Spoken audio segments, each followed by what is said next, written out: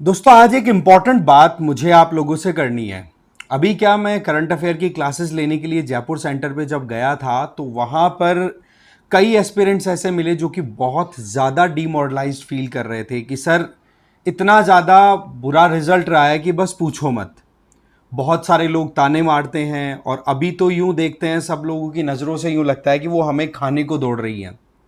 तो यहां पर जब पूरा एक प्रॉपर इंटरेक्शन मैंने करने की कोशिश की तो कुछ चीजें निकल के आई हैं जो वाकई में हमें आइडेंटिफाई करनी होगी और उन पे हमें काम भी करना होगा।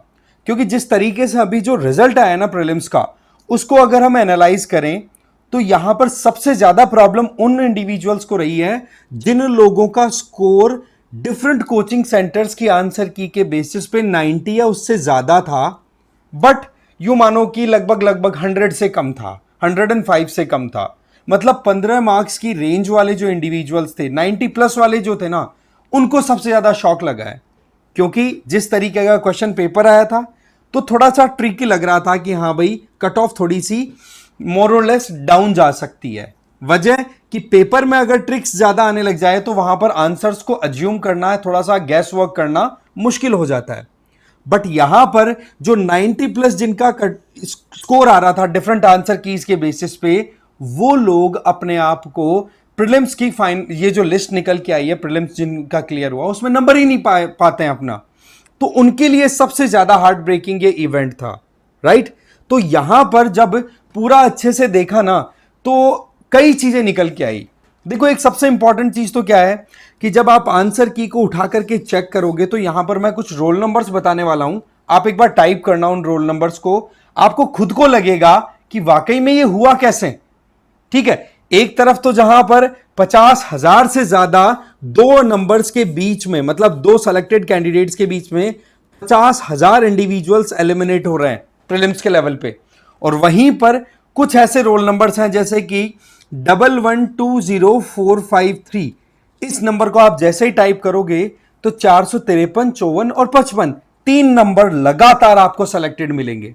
इसी तरीके से 11,21,814 ये आप टाइप करोगे आपकी पीडीएफ में, आपको 814, 15, 16 तीनों सेलेक्टेड मिलेंगे। इसी तरीके से 08,30,718 आप टाइप करोगे तो आपको पता पड़ेगा कि 720 तक, 718, 719 और 720 लगातार तीन तीन जनों का सिलेक्शन हो रहा है। तो यहां पर फिर यूपीएससी की क्रेडिबिलिटी पे एक बार फिर से सवाल उठता हुआ दिखाई पड़ रहा है। यहां पर हमें समझना होगा कि क्या क्या चीजें हैं जो कि यूपीएससी को करेक्ट करनी चाहिए। क्योंकि जिन लोगों का जब लास्ट अटेम्प्ट होता है और वहां पर छोटी मोटी गड़बड़ियों के चलते वो भी यूपीएससी की तरफ से, और वो लोग फिर अपना फाइनल अटेम्प्ट मिस कर जाते हैं। जैसे कि 2025 का जो प्रीलिम्स था उस एग्जाम के 4 या 5 दिन पहले आपका 2024 का रिजल्ट आता है। उसमें आपने क्या देखा कि आंसर की रिजल्ट, फाइनल रिजल्ट और उसके साथ में आंसर की आती है। अब आंसर की जो कि एग्जाम एक साल पहले हुआ था, उस एक साल पहले वाली एग्जाम की आंसर की आज रिलीज कर रहे हो आप, और उसमें भी 6 क्वेश्चंस के साथ में छेड़छाड़। दैट मींस कि आपने 6 क्वेश्चंस को तो डिलीट ही कर दिया परमानेंटली और 3 क्वेश्चन को, और 3 के गलत आंसर्स आपने दे दिए। अगर हम रेफरेंस बुक्स के हिसाब से देखें तो ये 6 क्वेश्चन कितना बड़ा काया पलट कर सकते हैं, we can just imagine it. Right. तो ऐसे में हमें यहां पर बहुत कुछ कलेक्टिवली सोच के करना होगा। आगे बात करेंगे इस डिटेल में, बट आगे बढ़े उस बारे में इससे पहले एक तो आप मुझे फॉलो कर सकते हैं। दूसरा, आपका 2025 का प्रीलिम्स क्लियर हो गया हो तो आप सृजन 2025 ज्वाइन कर सकते हैं, जिनमें आपको ये फैसिलिटीज दी जा रही है। ये क्यूआर कोड स्कैन कर सकते हैं। और PWIS की तरफ से यूपीएससी फाउंडेशन कोर्सेज भी चलाए जा रहे हैं 2028, 27 और 26 का, जिनका भी टारगेट है अकॉर्डिंगली आप डिसाइड कर सकते हैं। प्रारंभ है 2028 के लिए संकल्प, पिनाकलर 2027 वालों के लिए, और 26 वालों के लिए प्रहार और टाइटन। इनमें आपको जस्ट अपना मीडियम देख लेना है और ध्यान से, कोई डाउट अगर आ रहा है ना फिर भी, तो आप यहां पे देख सकते हैं, कॉन्टैक्ट नंबर दिए हुए आप कॉल कर सकते हैं। तो आप ये देखो, ये जो आपकी जो आंसर मतलब एक तरीके से फाइनल रिजल्ट आया प्रीलिम्स का, उसमें मैंने जैसे ही ये नंबर्स जो मैंने बताए वो डाले तो आप देखो ये सीक्वेंस 453, 54, 55 यहां पर सीक्वेंस डाली। ठीक है। 7730, 7731, 7732, राइट। इधर आ जाओ फिर 814, 815, 816, इधर डाला 718, 719, 720। इस तरीके से लाइन लगी पड़ी है तीन तीन के सिलेक्शंस की।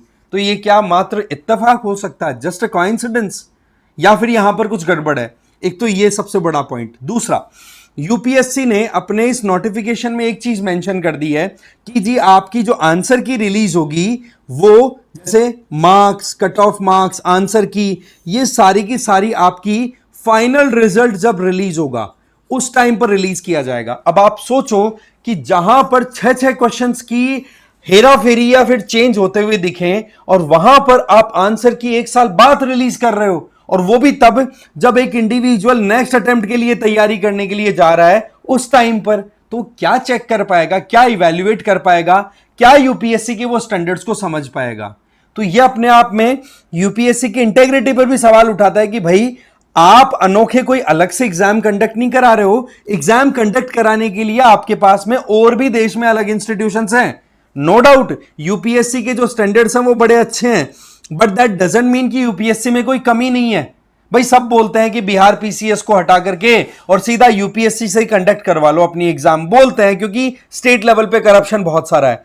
But fact of the matter is कि यूपीएससी में भी कई चैलेंजेस हैं जो कि स्टेट पीसीएस से लर्न करने की जरूरत है, और उसमें सबसे इंपॉर्टेंट है कि भाई ज्यादा भी नहीं तो आंसर की तो समय पे रिलीज कर दो यार, जिससे कम से कम टाइमली डिसीजन लिया जा सके किस सब्जेक्ट में कमी है, क्या सही है, क्या गलत है। एटलीस्ट डिसीजन लेने में तो प्रॉब्लम नहीं हो। नहीं तो क्या होगा, आप एक साल बाद में जब नेक्स्ट एग्जाम देने की कोई तैयारी करेगा तब आप आंसर की रिलीज करोगे और पता पड़ा कि आपने एक क्वेश्चन नहीं, आपने तीन तीन क्वेश्चंस को तो डिलीट कर दिया, और बाकी तीन के लगभग क्वेश्चंस हैं जिनके आपके गलत आंसर्स आ रहे हैं अगर रेफरेंस बुक से हम चेक करें। तो ये बड़ी प्रॉब्लमेटिक सिचुएशन क्रिएट हो सकती है, और होती है भाई। और ये चीजें फिर बाद में हम किस किस को समझाएंगे कि भाई कारण क्या रहा है, क्यों हम फेल हुए, क्या सिचुएशन हमारे सामने आई थी। अब पॉइंट है हमें क्या करना होगा। देखो सबसे पहली चीज, एक सिंपल से थ्योरी स्टोरी हमने शुरू से पढ़ी है, that is union is strength. भाई सबको साथ आकर के इस पे काम करने की जरूरत है। आप ये सोचो कि भाई मेरा नंबर तो आ गया ना, अब मैं क्यों दिमाग लगाऊं, या फिर मेरा नंबर नहीं आया तो मैं तो स्टेट पीसीएस की तैयारी कर लूंगा, मुझे मेरे पास में टाइम नहीं है।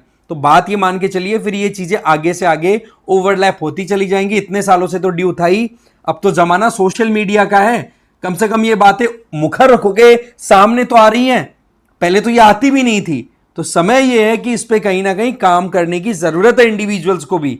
6 सवाल बहुत बड़ा फिगर होता है, एक बार इमेजिन करो, पॉइंटर्स में मार्क्स इधर के उधर कर देते हैं, यस को नो, नो को यस कर देते हैं, आप सोचो। तो यहां पर हमें बहुत हद तक कलेक्टिवली काम करने की जरूरत है, और इसमें जुडिशियरी की इंटरवेंशन की भी जरूरत पड़े तो प्लीज करवाइए। पीआईएल इसके लिए डाली जा सकती है कलेक्टिवली। और वैसे देखा जाए तो रिजर्वेशन को लेकर के इनके कई फंडे ऐसे निकल के आए हैं जिन्होंने यूपीएससी पे पहले ही सवाल उठा दिए हैं। पूजा खेड़कर का जो केस है वो तो यूं मानो एक पेंडोरा बॉक्स टाइप खुल गया है यूपीएससी के लिए। उसके बाद में इतनी ज्यादा इन्वेस्टिगेशन हो रही है रिजर्वेशन का जिन लोगों ने फायदा उठाया, जैसे रवि सिहाग का जो हमने केस एक बार डिस्कस भी किया था कि रवि सिहाग ने भी क्या गड़बड़ की है क्या, राइट? क्योंकि जिस तरीके से बैकग्राउंड देखा, जिस तरीके से उन्होंने ओबीसी कैटेगरी के बेसिस पे अपना सिलेक्शन लिया, वो बात अलग, रैंक अच्छी थी, बट डॉक्यूमेंट्स की तो बात आएगी ना, ये चीजें क्लियर करनी जरूरी है। पर अभी तक इसके ऊपर यूपीएससी की तरफ से कोई स्टैंड नहीं है, या फिर कहें कि प्रोसीजर में तो बहुत सारे चेंजेस ला दिए, जैसे फॉर्म फिलिंग प्रोसेस में अब की बार चेंज कर दिया, बट वही चीज है कि जो गड़बड़ हो गई वहां पर क्या कर रहे हो आप, और उसके लिए यूपीएससी पे प्रेशर बनाना बहुत जरूरी है। तो साथ आकर के काम होगा तभी बात बनेगी। तो ये एक अपने आप में बड़ी इंपॉर्टेंट चीज आई कि एक तो समाज का दबाव है जो है, और जिस इंस्टीट्यूशन को देख करके हम तैयारी कर रहे हैं वहां पर ही अगर गफले या गड़बड़ियां मिलेंगी तो फिर डिमोटिवेट नहीं होगा तो आदमी होगा क्या, राइट? इस वीडियो में इतना ही था। Thank you very much.